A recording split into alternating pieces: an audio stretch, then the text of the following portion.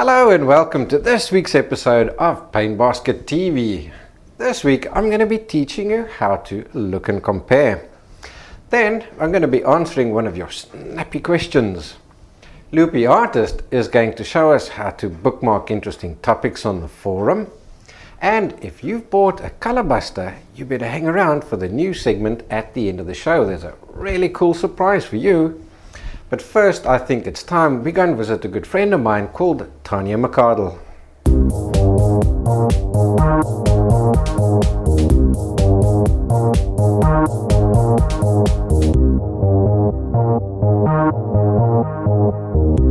Tanya is busy building a really great resource for artists over at artistfun.com. All the good stuff is listed down the left-hand side. As you can see, there are free drawing and painting lessons for you to follow. Some of them are pretty in-depth. Take a look at this acrylic painting tutorial as an example. It's a full 15-page tutorial. There are tutorials on acrylic, watercolor, colored pencil, mixed media, pastel, and even ink sketching. So why don't you head on over and go and take a look yourself.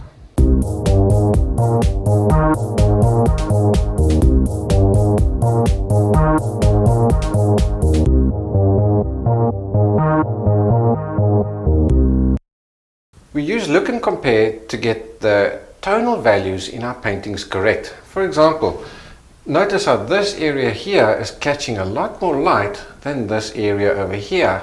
So when I'm painting each petal, if I'm working on this petal over here, notice how the darkest color isn't anywhere near as the darkest color on, say, these two petals over here. So when I'm painting this petal over here, I've got to look and compare with what I've already painted. For example, this area here seems to be about as dark as that over there, so I can't go any darker over there than what I have over here. By using the look and compare technique, you'll find you get a lot more depth and a lot more light in your painting. Our question of the week this week comes from Steve, who says, obviously I'd much rather take my backpack and head off into the sunset and paint, but I don't even have the time to head off to the shops for a walk around these days. Would you guys frown on it if I painted from photographs? Steve, of course not. We paint from photographs all the time. Let me give you a few tips when you are painting from photographs to get the maximum effect.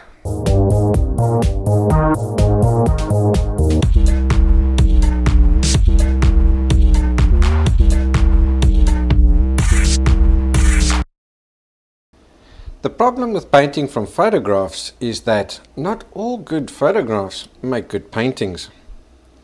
When painting from photographs, don't be scared to rearrange the objects in the photo to improve the composition of the scene. Remember, I showed you how to do just that in a previous newsletter when we moved our cow around. Now, by the same token, you must also not be scared to leave objects out of the painting or even add new ones in. Examples of objects that you would leave out could be a street light in front of the focal point. Objects you would add in would generally tend to be focal points.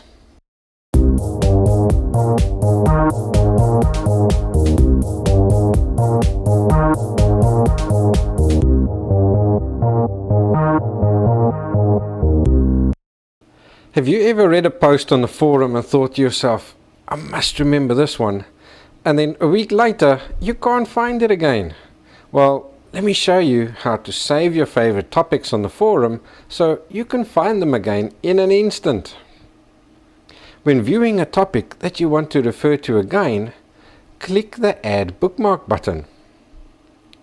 This topic is now saved in your bookmark folder. To view all your bookmark topics, click the My Bookmarks button and all your favorites will be listed there for you. To remove a topic from your bookmarks, click the checkbox next to its heading and hit Delete Selected Bookmarks.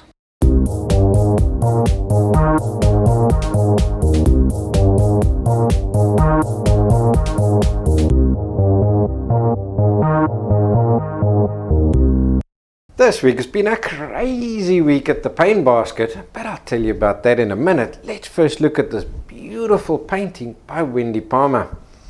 It's called Fish Creek Journey. Look at the lovely aerial perspective in the painting, and doesn't that sunlight glistening on that rocky path just beg you to walk down the path? Wendy, you've done an awesome job with this painting. Well done. Earlier in the week, me and Dennis were invited around to our local radio station for an interview. If you did miss it, in the resources box below there's a link and you can go and have a listen. Now, if you've bought a color buster from us before, then I want you to take a look at your email inbox, because there's a super surprise there for you. Everybody that's bought the color buster, we've upgraded to a free large version of the color buster and a free grey buster. So take a look at your inbox, it's waiting for you there. Our live course is 3 weeks of the 6 weeks into the show, which means you may have missed 3 shows already. On the left hand side over here, you'll see there's all the links to go and look at the replays. In 2 days time, I'll see you for the next lesson, which is going to be painting the flowers and the leaves. I can't wait for that one, it's going to be great fun. Val on the forum asked us this week, is there something that you guys can do from your side to help us? Well, you know what? There actually is. We're busy editing a brand new series of tutorial videos, especially for you. But now what we want to know from you is, how do you want us to edit it? Do you want us to do minimal editing so that you've got every single brush stroke that you can see? Or do you want us only to show you the techniques and then fast forward to get to the next section? Below in the resources box I've added a link. Please go and give us your vote so that we know exactly how to edit those videos for you. I'll see you at the live show.